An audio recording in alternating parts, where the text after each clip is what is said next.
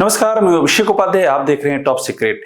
BJP के भीतर दो तरह की प्लानिंग इस समय चल रही है। एक तो ये है कि जिन संकटों से बीजेपी घिरी हुई उससे कैसे उबरें, और दूसरी ये है कि जो विपक्षी खेमा है और खासतौर पर समाजवादी पार्टी, अखिलेश यादव, उनको लेकर के किस तरह से नैरेटिव चेंज कर दिया जाए। ये दो लेवल पर तैयारी जमकर के चल रही, क्योंकि अब आप मान लीजिए कि 2027 का चुनाव शुरू हो चुका है और यूपी का वाइब्रेशन देखिए। न बंगाल का शोर है, न केरल का शोर है, न असम का शोर है, मगर यूपी का शोर तो अभी से शुरू हो गया है। और इस बीच में अखिलेश यादव ने एक ऐसे दांव की ओर इशारा कर दिया है जो बीजेपी का सबसे डेडली दांव है, और ये दांव है नैरेटिव खराब करने का दांव। अखिलेश यादव के लिए सबसे बड़ी चिंता, सबसे बड़ी चुनौती यही है कि उनका नैरेटिव पब्लिक के बीच में कैसे खराब करने से रोका जाए। कैसे 2017 से पहले, जो 2012 से 17 के बीच में जो समाजवादी पार्टी की सरकार के साथ में टैग लग गया था, कानून व्यवस्था को लेकर के, जातिवाद को लेकर के, उन तमाम सारी बातों को नई शक्ल में कैसे पेश किया जा रहा है और कैसे समाजवादी पार्टी को बचने की जरूरत है। और ये उस दौर में हो रहा है जब बीजेपी खुद, योगी आदित्यनाथ खुद ठाकुरवाद के आरोपों से पूरी तरह घिरे हुए हैं। वे इस कदर परेशान हैं कि बीजेपी को क्षेत्रों में उन्हें भेज करके आरएसएस के साथ में समन्वय बैठक आयोजित करवानी पड़ रही है। अब आप कहिए ये आरएसएस आयोजित कर रहा है, बीजेपी आयोजित कर रही, मिलकर आयोजित कर रहे हैं, जो भी उसको टर्म दे दिए जाएं, लेकिन ये एक फैक्ट है जो आज तक कभी नहीं हुआ, वो अब हो रहा है। योगी आदित्यनाथ कभी गाजियाबाद जाते हैं, कभी गोरखपुर, कभी कानपुर, कभी काशी।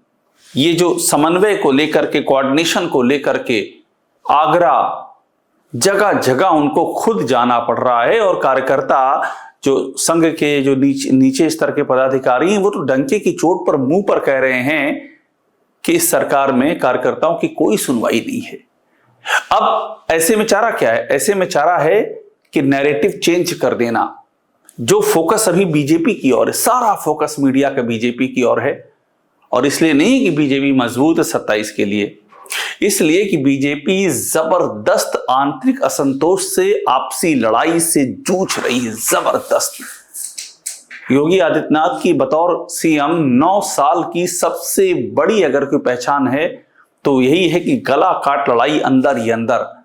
और अब ये लड़ाई इस लेवल पे बढ़ गई है कि बीजेपी की पूरी जमीन ही खोखली हो चुकी है। तो ऐसे में जब सारा अटेंशन, सबका अटेंशन रोज अखबारों में छप रहा है कि योगी आदित्यनाथ ने ये किया, तो केशव मौर्य ने वो किया, तो ब्रजेश पाठक ने ऐसा कर दिया, तो पंकज चौधरी नए प्रदेश अध्यक्ष कहीं भाषण देने गए, 50 मिनट तक बोले, योगी का नाम तक नहीं लिया, रोज ऐसी चीजें छप रही हैं। तो अब चारा क्या है? चारा है कि नैरेटिव चेंज करना, समाजवादी पार्टी को चर्चा में लाना गलत वजहों से। ये सबसे आसान तरीका होता है पॉलिटिक्स का नैरेटिव चेंज करने का। अखिलेश यादव ने प्रेस कॉन्फ्रेंस में जो एक बात कही है, आपको मैं अब सीधा खबर दिखा रहा हूं, हिंदुस्तान की खबर है, और लिखा है सपा के आबे दे सत्ता में कट्टा सटा के। ये वीडियो दिखाकर अखिलेश ने बीजेपी को घेरा, बोला एफआईआर कराएंगे। यानी कि ये गाना है कि समाजवादी पार्टी को आने दो, सत्ता में कट्टा सटा देंगे। आप ध्यान दीजिए, सोशल मीडिया पर इन दिनों इस तरह के गानों की बौछार आ गई है। कभी यादव बेल्ट के नाम पे गाने चलते हैं, कभी अहिर को उसके साथ में कनेक्ट किया जाता है, और बाकायदा ऐसा लगता है देखकर कि अच्छी खासी तरीके से पूरी स्क्रिप्ट के साथ में उनकी शूटिंग हुई होगी, जो देख करके लगता है उनके बोल कुछ सोच करके लिखे गए होंगे, उनका मैसेज कहां तक जाना है वो पहले से डिसाइड किया गया होगा, और कैसे सोशल मीडिया पे बमबारी करनी है उसका भी प्लानिंग की गई होगी। और अखिलेश यादव ने ये जो एफआईआर वाली बात कही है, उसकी वजह यह भी है कि यही तो हो रहा था बिहार में। तेजस्वी यादव के साथ में सबसे बड़ा नुकसान हुआ, यही हुआ कि जंगल राज की याद उस पीढ़ी के दिमाग में बिठा दी गई जिसने वो दौर कभी देखा ही नहीं था। उसको बता दिया गया कि अगर तेजस्वी यादव आएंगे तो यही गुंडागर्दी और तमाम सारी चीजें होंगी, क्योंकि इस तरह के गाने जम करके वहां उस दौरान चलाए गए थे। अखिलेश यादव ने पहले ही कहा था कि वो गलती नहीं करनी है जो बिहार में हुई है। और अब देखिए, जो मैं कह रहा हूं कि साजिश पकड़ लेना, ये साजिश पकड़ने का पहला सबूत है कि अखिलेश यादव ने कहा कि एफआईआर कराएंगे। और मैं आपको बता रहा हूं, ये बाकायदा अखिलेश यादव ने चलाया भी इसको अपने यहाँ बड़ी स्क्रीन पर। हमारी जानकारी ये कहती है कि समाजवादी पार्टी को निर्देश है कि जिस जिस जगह पर इस तरह के गाने दिखें, इस तरह के गानों को प्रमोट करते हुए लोग दिखें, आप वहां जाइए, कानूनन प्रक्रिया में एफआईआर करवाइए। यह भी मुमकिन है कि एफआईआर नहीं होगी क्योंकि विपक्ष में हैं, लेकिन कम से कम इस नैरेटिव को तो काउंटर कर मिलेगा कि ये हम नहीं करा रहे हैं, ये कोई और करा रहा है। पॉलिटिक्स में नैरेटिव का वार बहुत ही ज्यादा महत्वपूर्ण होता है। तो ये एक जो नैरेटिव से बचने के कवायद है, उसका दूसरा मैं आपको बता रहा हूं। दूसरा है मुस्लिम का इशू, जो दूसरी सबसे बड़ी चुनौती समाजवादी पार्टी के सामने। और ये सारी बातें मैं आपको समाजवादी पार्टी के अंदर जो चल रहा है वो बता रहा हूं, जो वहां पर डिस्कशन हो रहा है, जिस तरह से चीजें वो लोग प्लान कर रहे हैं, उसकी एक तस्वीर आपके सामने रख रहा हूं। उनका ये मानना है कि मुसलमान के नाम पर सारी जितनी भी योगी आदित्यनाथ की सरकार में जिस जबरदस्त जो एंटी इनकम्बेंसी है, जो जातिवाद का आरोप योगी आदित्यनाथ पे गले तक चस्पा है, जो भ्रष्टाचार के एक के बाद दूसरे मामले आ रहे हैं, आंतरिक असंतोष है, पुलिस से लेकर के तहसील प्रशासन, बीजेपी के अपने कार्यकर्ताओं की कुटाई हो रही है, संघ के अपने अनुसांगिक संगठन बीजेपी, बीएचपी, बजरंग दल, अखिल भारतीय विद्यार्थी परिषद पुलिस की लाठियों के नीचे पाए जाते हैं। कहीं ना कहीं ऐसी घटनाएं घट जा रही हैं। तो ऐसे में सबसे आसान तरीका बीजेपी के पास क्या है? समाजवादी पार्टी का यह मानना है, जो उनकी कोर ग्रुप की बैठकें हुई हैं, अखिलेश यादव के साथ में उनके जो तमाम इंपॉर्टेंट लीडर्स बैठे हैं, वहां यही बात उभर के सामने आई है कि एक तो ये नैरेटिव इस तरह से खराब किया जाएगा, गुंडागर्दी के गाने, और दूसरा क्या है, मुस्लिम के नाम पर मामले को डाइवर्ट करने की कोशिश की जाएगी। और इसलिए भी आप ध्यान दीजिएगा, समाजवादी पार्टी फूंक फूंक के कदम रख रही है, किसी भी ऐसे मुद्दे को लैच ऑन नहीं कर रहे हैं, यानी कि लपक नहीं रहे हैं। जहां पहले लपक लेते, लेकिन अब नहीं लपक रहे हैं, इग्नोर करते हैं और उसमें एक लॉजिकल कॉन्टेक्स्ट में बात करते हैं और आगे बढ़ जाते हैं। और बीजेपी इसी का इंतजार कर रही कि कब समाजवादी पार्टी वो गलती करे, कोई ऐसी गेंद जो फुलटास उछाली गई हो हिंदू मुसलमान की, आगे बढ़ करके उस पर छक्का मारने की कोशिश करे और सीधा विकेट की गिल्लियां उड़ जाएं। अब इसके बाद देखिए अगली कहानी क्या कहती है। काशीराम की जयंती पर, यह बड़ा ही इंपॉर्टेंट है, अखिलेश यादव ने पीडीए दिवस बनाने का ऐलान किया है काशीराम की जयंती पर। अब ये जो तारीख है आने वाली 15 मार्च, ये बहुत इंपॉर्टेंट है। पीडीए दिवस में उसमें दलितों को जोड़ना, ये एक बड़ी लड़ाई लड़ी जा रही है समाजवादी पार्टी के भीतर कि दलितों को हमको कंसोलिडेट करना है, अधिक से अधिक संख्या में कंसोलिडेट करना है। और उसकी भी एक टेक्निक है। टेक्निक क्या है कि बहन जी पर अटैक किए बगैर ये काम करना है। आज भी अखिलेश यादव से पूछा गया बहन जी को लेकर, तो उन्होंने यही कहा कि हम तो चाहते थे वो प्रधानमंत्री बने, यानी कि अटैक नहीं करना है। उन्होंने इससे पहले यहां तक कह दिया था बहन जी को लेकर के कि जिस तरह से उन्होंने काम किया है, उनके शासन की भी तारीफ कर दी थी अखिलेश यादव ने। तो उसकी भी एक रणनीति बनाई गई है कि ना बहन जी पर अटैक करना है, ना ही बीएसपी के कोर पर अटैक करना है, और हमको विस्तार करना है। क्योंकि अगर दलित को ये लग गया, उस आबादी को, कि हम सरकार बनाने की स्थिति में हैं और वो परेशान है बीजेपी से, तो वो अपने आप हमारी ओर आ सकती है, बशर्ते कि हम कोई एग्रेसिव स्टैंड ना लें। उसकी भी यहां पर कवायद की जा रही है। इसके बाद अगली कहानी देखिए, जातियों का कॉम्बिनेशन जो है, जाति कॉम्बिनेशन जोड़ने की कवायद है।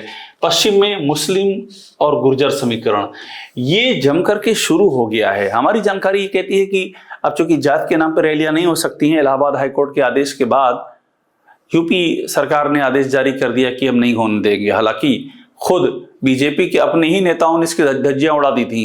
अभी हाल ही में लखनऊ में राजभवन के ठीक सामने एक जो हॉल है, वहां पर गुर्जरों की पूरी सम्मेलन हुआ है, माफ कीजिएगा लोध सम्मेलन हुआ है, गुर्जर का नहीं लोध सम्मेलन, वहां लोध सम्मेलन हुआ है। और वो भी उस दौर में हुआ है जब ब्रजभूषण राजपूत बनाम स्वतंत्र देव सिंह चल रहा था जम करके।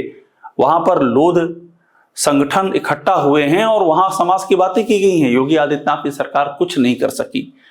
और कहा तो ये भी जा रहा है कि योगी आदित्यनाथ की सरकार हाई कोर्ट के तमाम आदेशों को नहीं मानती है, सुप्रीम कोर्ट तक जाते हैं। यहां मान लिया, क्यों मान लिया? क्योंकि खुद ये सरकार ठाकुरवाद के आरोपों से गले तक घिरी हुई है, तो अब उनको जात से बचना है।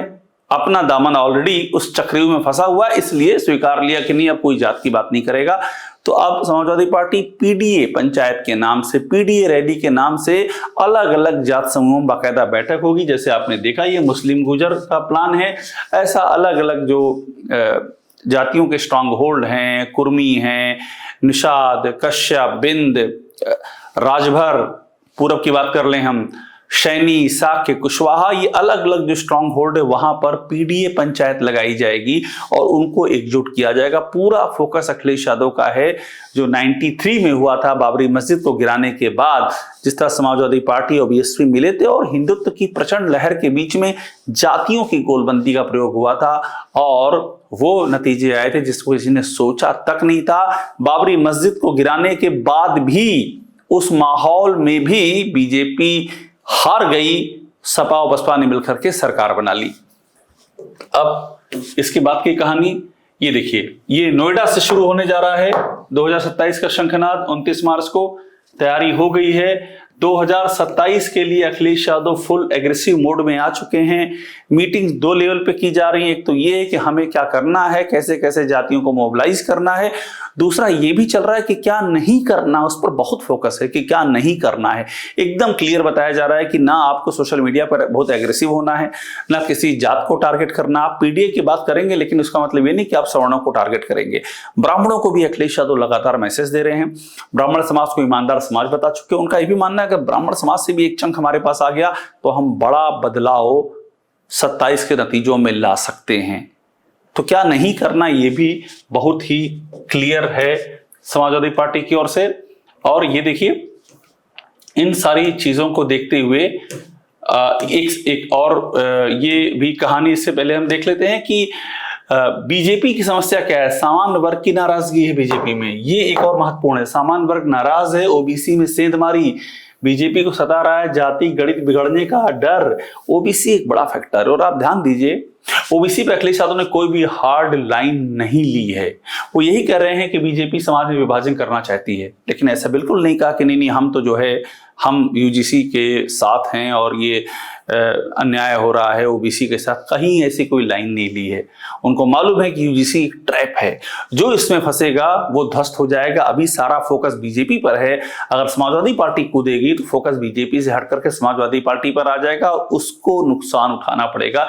इसलिए अखिलेश यादव यहां भी चुप हैं। कुल मिलाकर के आप यूं समझिए, एक बड़ा शंखनाद हो चुका है 27 की तैयारियों का और साजिशों पर ध्यान रखना है। निगेटिव कैंपेन नहीं करना है, निगेटिव जो आउटलुक है वो सामने नहीं रखना है और समझदारी के साथ में जमीन पर काम करते रहना है। अखिलेश यादव का मानना है कि ये सरकार एंटी इनकम्बेंसी से ही बुरी तरह चली जाएगी।